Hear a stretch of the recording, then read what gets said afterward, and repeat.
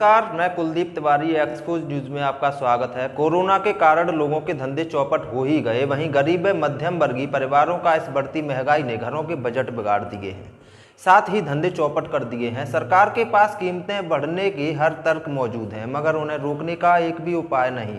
महंगाई ने खासकर खाने पीने की वस्तुओं की कीमतों में वृद्धि ने गरीब आदमी तो क्या, मध्यम वर्ग के आदमी तक का जीना मुहाल कर दिया है, मगर सरकार कुछ भी नहीं कर पा रही है। भारत का पूरा खपत टैक्स ढांचा सिर्फ महंगाई बढ़ाने की नीति पर केंद्रित है। जीएसटी उत्पाद या सेवा की कीमत पर लगता है, यानी कीमत बढ़ाने से टैक्स की उगाही बढ़ती है। खपत पर सभी टैक्स देते हैं और इसलिए सरकार खपत को हर तरह से निचोड़ती है। केंद्र और राज्यों में एक ही उत्पाद और सेवा पर दोहरे तिहरे टैक्स हैं। टैक्स पर टैक्स यानी सेस की भरमार है। आत्मनिर्भरता के नाम पर महंगी इंपोर्ट ड्यूटी है, यही महंगाई बनकर फूट रही है। भारत सस्ते उत्पादन के बावजूद महंगी कीमतों वाला मुल्क है। पेट्रोल डीजल सस्ते उत्पादन के बावजूद टैक्स के कारण जानलेवा बने हुए हैं। प्रमुख देशों की तुलना में भारत में बिजली की उत्पादन लागत सबसे कम है। हम लागत की 3 गुना कीमत भरते हैं। टैक्स वाली महंगाई भूमि, धातुओं, ऊर्जा, परिवहन को लगातार महंगा कर रही है, जिसके कारण अन्य उत्पाद व सेवाएं महंगी होती हैं। ताज़ा महंगाई के आंकड़े बता रहे हैं कि अर्थव्यवस्था अब मौसमी नहीं बल्कि बुनियादी महंगाई की शिकार है, जो मांग न होने के बावजूद इसलिए बढ़ रही है क्योंकि लागत बढ़ रही है। महंगाई अब सरकार, मैन्युफैक्चरिंग और सर्विसेज कंपनियों का साझा उपक्रम है।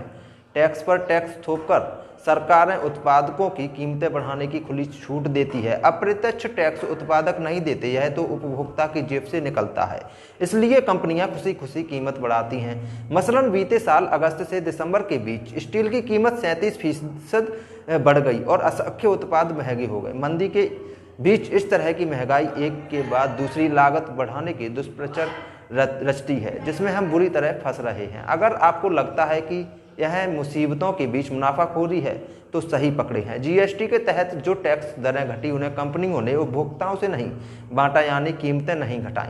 जीएसटी की एंट्री प्रॉफिटियरिंग अथॉरिटी ने एचयूएल, नेस्ले और लेकर पतंजलि तक के कई बड़े नामों को 1700 करोड़ रुपए की मुनाफाखोरी करते पकड़ा, लेकिन इस फैसले के खिलाफ कंपनियां हाई कोर्ट में मुकदमा लड़ रही हैं।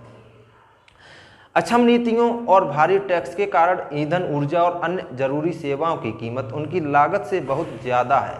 मंदी में मांग तो बढ़नी नहीं है, इसलिए जो बिक रहा है महंगा हो रहा है। कंपनियों ने बढ़ते टैक्स की ओट में बढ़ी हुई लागत को उपभोक्ताओं पर थोप कर मुनाफा संजोना शुरू कर दिया है। वे एक तरह से सरकार की टैक्स वसूली सेवा का हिस्सा बन रही हैं। कंपनियों ने सारे खर्च निकालने के बाद जो मुनाफे पर टैक्स देती है, और उसमें भी 2018 में सरकार ने उन्हें बड़ी रियायत दे दी। देश में लगातार पेट्रोल और डीजल की कीमतें आसमान छू रही हैं। दूसरी ओर एलपीजी सिलेंडर के दाम बढ़ते जा रहे हैं।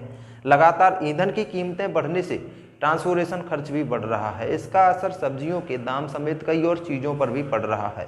आम जनता महंगाई से परेशान है। राशन से लेकर पेट्रोल डीजल तक सब कुछ कॉस्टली होता जा रहा है। वहीं गैस सिलेंडर की कीमतें भी आसमान छू रही हैं।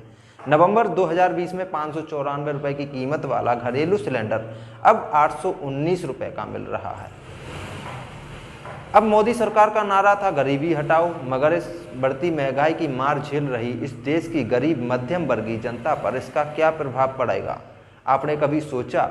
देश को मजबूत कीजिए, मगर देश को अंदर से खोखला मत कीजिए।